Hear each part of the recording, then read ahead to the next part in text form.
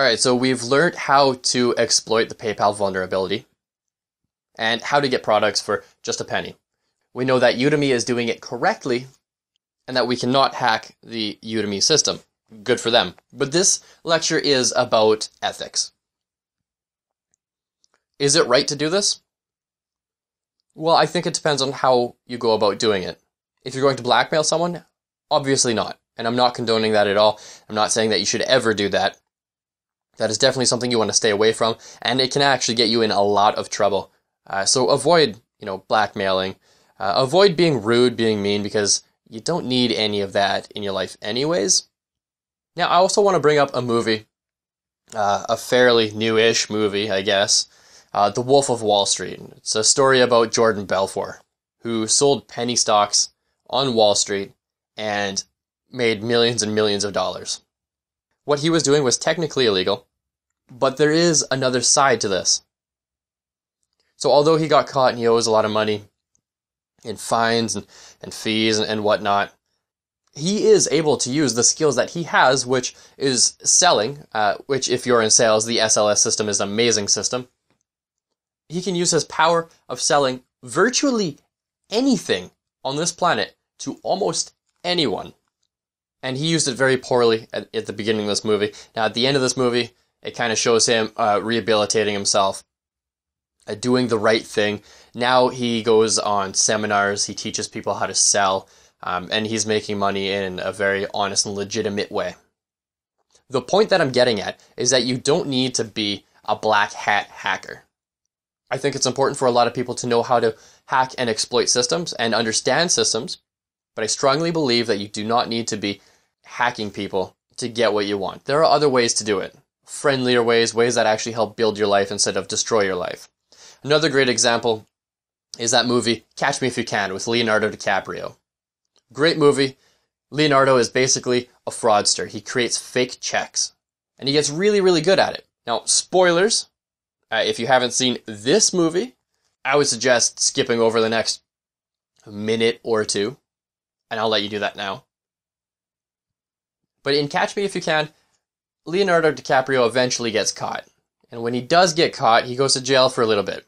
Until the FBI finds out that, hey, we've got this check, we can't figure out how this guy is doing it. We need a professional that gave us a really hard time to get in to this guy's mind, to figure out how he's doing it.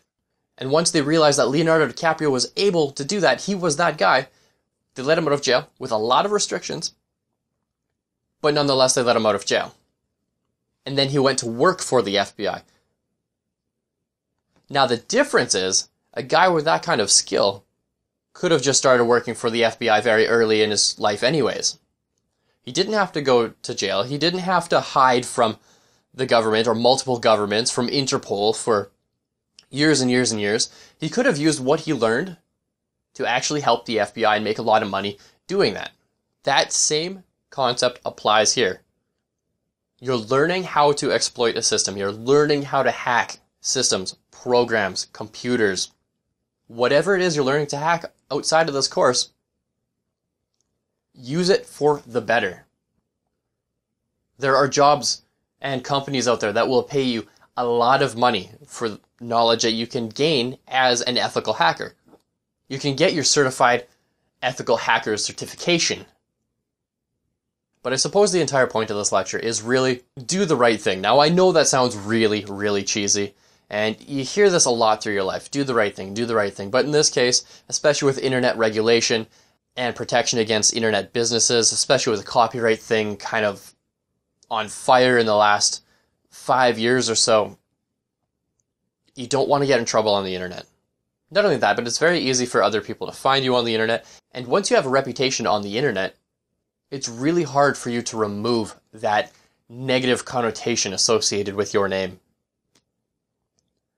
But if you do the right thing, you teach other people how to do what you're doing. You teach other people how to patch these vulnerabilities. You teach other people how to find these vulnerabilities and teach them how to fix them in a polite manner that's not damaging to them or their business or their reputation. And the same for you. You got to protect yourself. Make sure it's not damaging you or your reputation, your name, your friends, your family.